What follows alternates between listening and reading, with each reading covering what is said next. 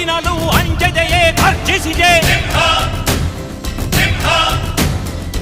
ಹೆಜ್ಜೆಲಿ ಅಚ್ಚೊತ್ತಿದೆ ಕಟು ಸತ್ಯವು ಧರ್ಮ, ಕಣ್ಬಿಟ್ಟರೆ ಎದುರಾಳಿಯು ಭಸ್ಮವೇ ನರಸಿಂಹ.